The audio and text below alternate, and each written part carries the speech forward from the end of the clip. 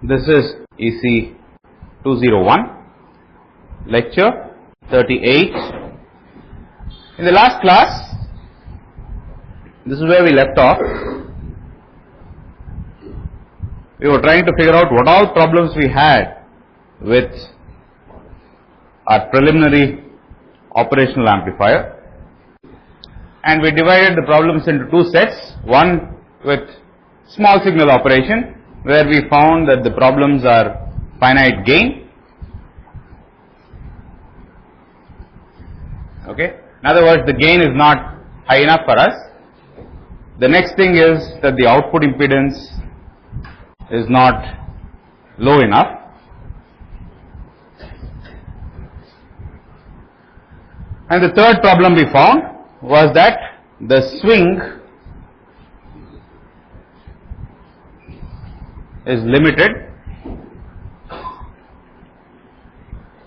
and this we discovered in some particular topology that we'd like to use the op-amp in. The inverting amplifier configuration with a gain of -1 is a very legal and common thing to use, and we found that when you configure the op-amp as an inverting amplifier with a gain of -1, for negative going inputs there is no problem with swing. How high can the output go when the input goes negative in this configuration?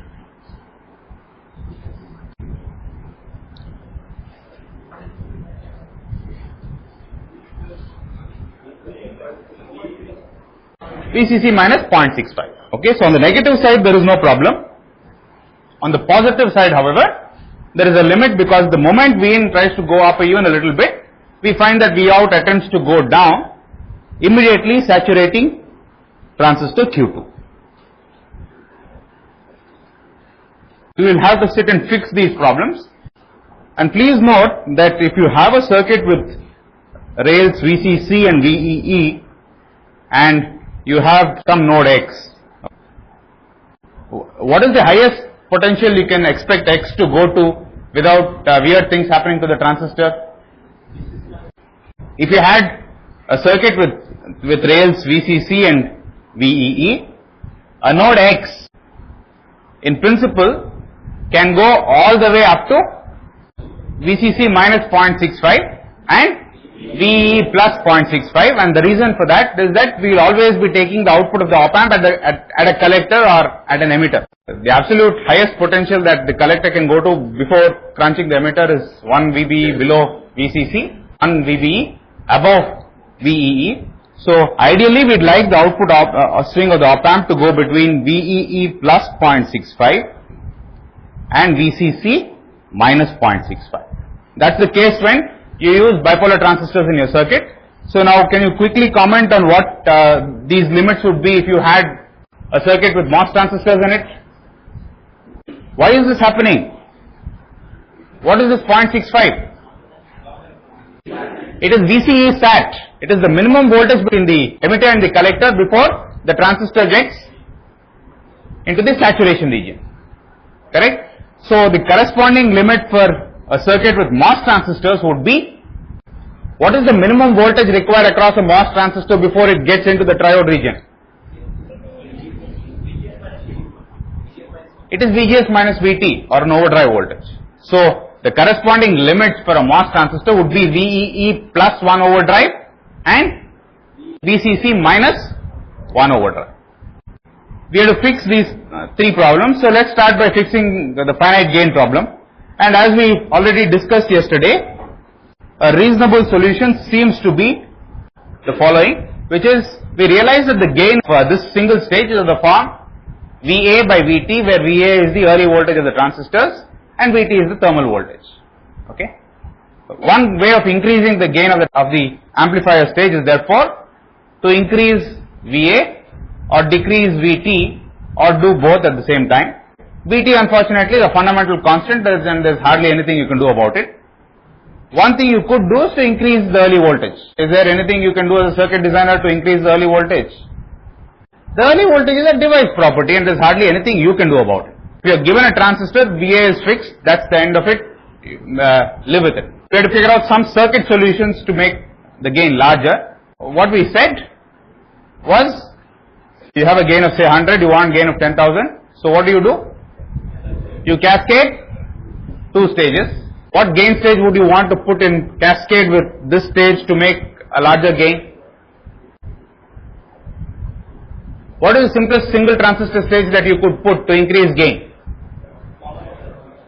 The common emitter. You know already 2 types of common emitters. One is the NPN based common emitter, let's say something like this, or the PNP based common emitter, which is something like this. So do you want this guy or do you want this chap? Now we are faced with a dilemma, which is, we know we want to put a common emitter amplifier. The question is, should we put an NPN based common emitter amplifier or a PNP based common emitter amplifier? Is there a fundamental problem with NPN? Figure out whether it makes sense to use an NPN based common emitter amplifier or a PNP based common emitter amplifier.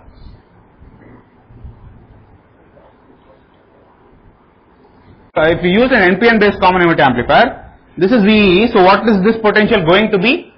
If the transistor is carrying any current at all, it must be VEE plus 0.65. So if I now hook the output of the first stage to the input of the second stage, this potential is going to be VEE plus 0.65. If this potential is VEE plus 0.65, the first stage is going to get screwed up or is it going to be okay? We have one stage, we want to put a second stage, and we all agreed that we should put a common emitter amplifier. Okay, there are 2 kinds of common emitter amplifiers that we know. One is something which is based on an NPN transistor, another one which is based on the PNP transistor. So to figure out whether it makes sense to use an NPN transistor or a PNP transistor, we say, okay, let's try and figure out an NPN transistor based common emitter amplifier works. And to that end, we see that if we had an NPN transistor based common emitter amplifier, the base of the NPN transistor should be, of the second stage, should be at VEE plus 0.65 volts, and if you want to hook that up to the output of the first stage, then you will get a cascade of gains. Then we see that if this node is at VEE plus 0.65, what will happen? Q2 will get into saturation, and we can only get high gain when all the transistors are in their active regions. So what is the bottom line? Does NPN make sense? So N doesn't seem to work. That doesn't mean the PNP will work. Okay, you have to go sit and figure out if it works at all. At this point, all that we can say is that putting an NPN transistor is not an option. Then let's try the next thing, which is the PNP transistor based common emitter amplifier. If you put a PNP transistor based common emitter amplifier, what is this potential? We know that if the transistor is going to be conducting, this potential should be about VCC minus 0.65 volts, and if I hook this node to this node, likely that the first stage gets screwed up or it's fine. It's fine because this node potential is going to be VCC minus 0.65, which is going to put this transistor at the edge of saturation. Does that make sense? Putting the PNP common emitter amplifier as the second stage is the one that makes sense, and so that's what we will do. So the question is, what happens when there's a voltage swing? One thing you must notice is the following, that if the gain is very, very large, it's only the output of the op-amp which is swinging a lot. If the gain from, it's a very valid, legitimate question. The question is, fine, we've biased it such that the PNP transistor is conducting, this potential is going to be VCC minus 0.65 volts, and this transistor is biased precisely at the edge of the saturation region. What happens when there is an input swing?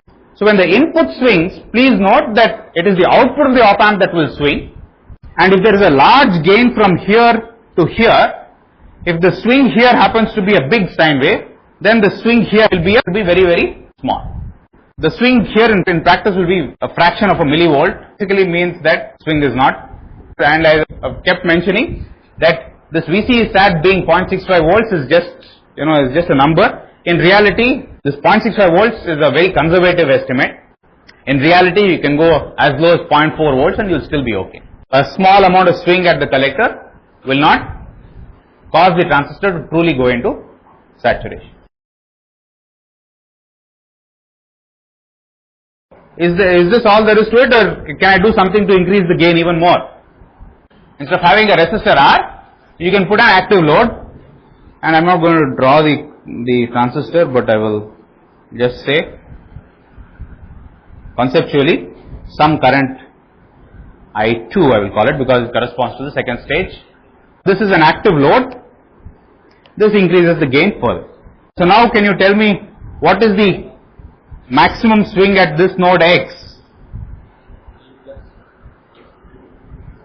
which will keep all the transistors in their active regions? How high can the potential at X go before things become bad? At X, the node potential can go as high as VCC minus 0.65, which will then cause that PNP transistor to get into the saturation region. If the node potential at X goes too low, then it will cause the active load transistor. Finally this current source is coming from some kind of transistor, so that transistor will get into the saturation region. So we have a handle on this as well as this. So the last thing to do is fix the output impedance. So what will you do to fix the output impedance? Let me rephrase the problem in a way in which this is some large gain times the input. So let me call that Vx. It's a large gain, but the output impedance is very large. I want to put some black box between this and the true output, which makes sure that the output impedance here is very small, but the Thevenin voltage here must be Vx. So what kind of black box is this? So voltage controlled voltage source. And what is a simple single transistor amplifier stage that you can think of, which is a voltage controlled voltage source? The common collector stage. So what is the absolute peak swing at the output before any of the transistors get into saturation? If this is V out, what is this potential? This is V out plus 0.65. And how high can this node potential go before something bad happens? VCC minus 0.65. So V out max must be VCC minus 1.3 volts. Similarly, the absolute minimum voltage V out min is VEE plus 0.65 volts. Compare this to the absolute best you can do. The absolute best thing you can do is go VCC minus 0.65 and VEE plus 0.65, and we are not doing too badly. So this is a reasonable operational amplifier which will work. It is still a couple of steps away from a commercial operational amplifier. So I now replace every current source of the transistor. So this represents the circuit diagram of an operational amplifier, and all these guys are simply current mirrors which allow you to set the bias currents in each of these branches, and the X stands for the number of transistors that are in parallel. For example, the device 2X here, all that it means is that it is like putting two identical devices in parallel. If you put two identical devices in parallel, the currents become just double. If the betas are all infinite, what do you think is the current in the input differential pair? You should be able to calculate now without any problem. So this current is VCC minus VEE plus 0.65, very good, by RB. Let me call that IB. So what is this current? It's 2IB. This current is 2IB again, and this current is 10IB. Alright? And what is the incremental gain of the op amp now? If beta tends to infinity and we use the same old assumption that the output impedance of only the PMOS transistors is R0, then can you comment on what the gain will be? You should be able to quickly look at it and tell me straight off. What is the gain of the first stage? GMR0. What is the gain of the second stage? If this node moves up, what happens to this guy? It's GMR0, so the gain is GMR0 square. Okay, fine. And the incremental gain of common collector amplifier is 1. So the total gain is GMR0, the whole square. Can somebody tell me if these signs are right for the op amp now? How do you know which is the plus and which is the minus? The way to figure which is the plus terminal and which is the minus terminal is the following. Let's say I yank this up. If this goes up, what happens to this node? Will the potential go up or go down? Go up. Why? We said that the incremental gain was positive. If this goes up, this goes up. What is the incremental gain from this node to this node? It's minus GMR0. If the base goes up, the collector goes down. And this is a common collector amplifier. So if the base goes down, what happens to the emitter? Goes down. So in summary, if I yank this up, the output goes down. So must it be the inverting terminal or the non-inverting terminal? The inverting terminal. So this must be the minus terminal of the op amp, and this must be the positive terminal. VCC minus VE minus 0.65. That's correct. Important thing to see is that you look at the circuit diagram and you know why every transistor is there. Nothing is put randomly. There is a purpose, and hopefully you understood why each transistor is there. Knowing what doesn't really help you, because what is just information. You can find it in Google. But knowing why is knowledge. That you will understand only if you sit and think carefully through the whole thing. This is a very preliminary op amp. It turns out there are a couple of minor problems here which need to be fixed, and at this stage I am not going to get into all those details. Just give you a flavor of what things go inside the op amp. So we have seen the small signal properties of the differential pair, where we have actually gone and decomposed the thing into common mode, differential mode, found differential mode gain, common mode gain, and so on. And we concluded that if the tail current source was an ideal current source, then the differential pair is doing what we want, which is just amplifying the difference between the two inputs. One thing that we haven't done is how the differential pair responds to large signals. In other words, what happens when this is VA, this is VB. For small signals, when VA minus VB is very small, then we saw that if this was I1 and this was I2, what is I1 in terms of VA minus VB when VA minus VB is very small?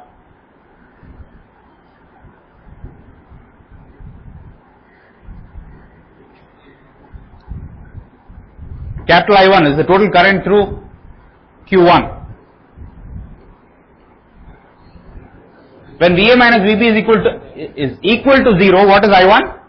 I1 must be equal to I0 plus GM times VA minus VB by 2. The obvious question is, what happens when VA minus VB becomes larger and larger and larger? Before we get too carried away by the maths, let's see, what is the maximum I1 can be? 2 I0. Why? Because this potential is common to both these transistors. The base emitter voltage of Q1 is VA minus emitter coupled node potential. The base emitter voltage of Q2 is VB minus the common potential. So in other words, the ratio of these two currents depends on VA and VB. If VA is larger than VB, more current will flow through Q1.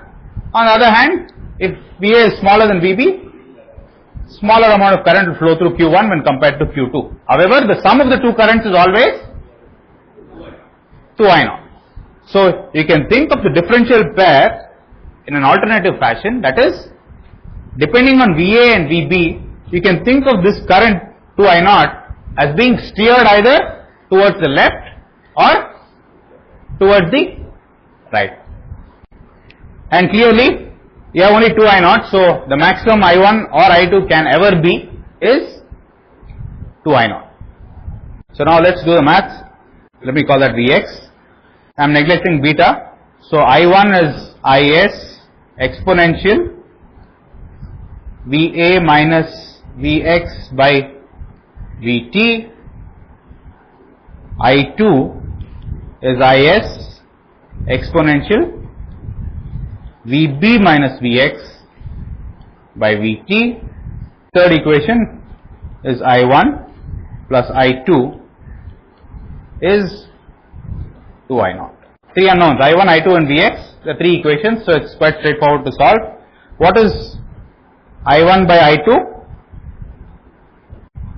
What is I1 by I2? What? Exponential Va minus Vb by Vt. And this basically means I2 times exponential Va minus Vb by Vt plus I2, this is I1, okay, plus I2 must be 2I0. In other words, I2 must be 2I0 divided by 1 plus exponential Va minus Vb by, on the other hand, I1 must be 2I0 times exponential Va minus Vb by Vt divided by 1 plus exponential Va minus Vb by Vt. And clearly, from these two expressions, we see that if Va minus Vb becomes very, very large and positive, then what happens to I2? If Va minus Vb becomes very large and positive, then we see that the denominator becomes very large, so I2 tends to 0, I1 tends to 2I0. Similarly, if Va minus Vb is much, much smaller than 0, then I2 tends to 2I0 and I1 tends to 0, as we had physically expected. An interesting thing is to actually figure out I1 minus I2, because this is what is of relevance when we put the active load and all that. We saw that what mattered was not just I1 and I2, but the mirror on the top was actually finding I1 minus I2. And what is I1 minus I2?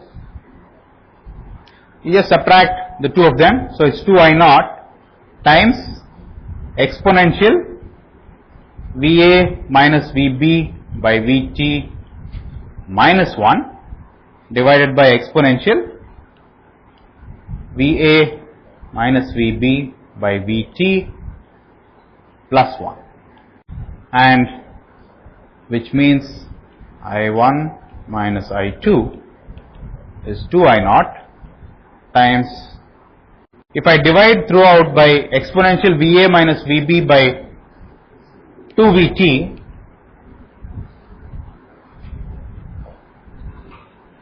this is going to be Va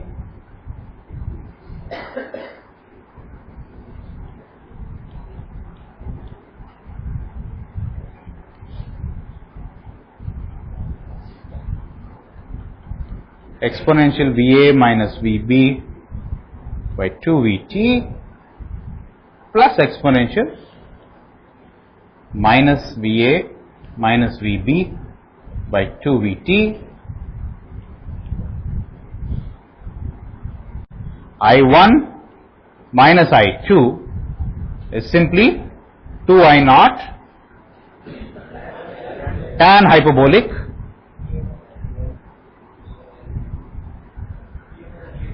Va minus Vb by 2Vt.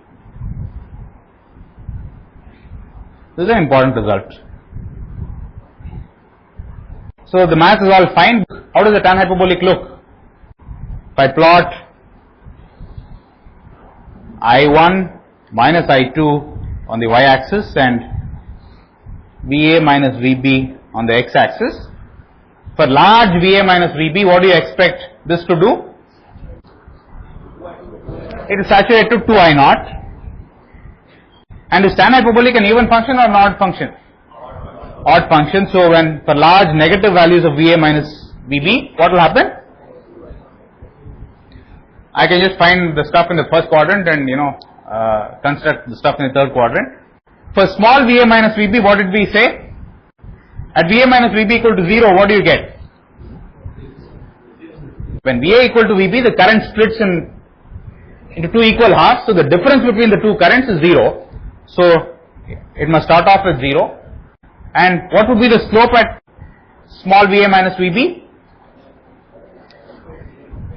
What is I1 minus I2 for small Va minus Vb? For small values of the argument, the tan hyperbolic of the argument is the argument itself. So I1 minus I2 for small values of Va minus Vb is simply 2I0 times Va minus Vb divided by 2Vt, which basically means that the slope is I0 by Vt. What is I0 by Vt? It's Gm. That's what we figured out earlier from the small signal approximation anyways. For small Va minus Vb, the slope is I0 by Vt, which is Gm, and then eventually it has to do something like this. And similarly, this is for large Va minus Vb, this is 2I0. You can see that for small signals, the slope is what we expected and which is what we calculated from the small signal equivalents of each of the transistors. As the input becomes larger and larger and larger, we find that the output current cannot go on increasing forever. It saturates to I1 minus I2, which is equal to 2I0. To get a feel for numbers, how much difference in potential must you apply to make sure that 90% of the current is steered one way? We know that the ratio of the two currents, I1 by I2, is exponential Va minus Vb by Vt. So what does this mean? How large must Va minus Vb be to make I1 say 9I2? Is Vt ln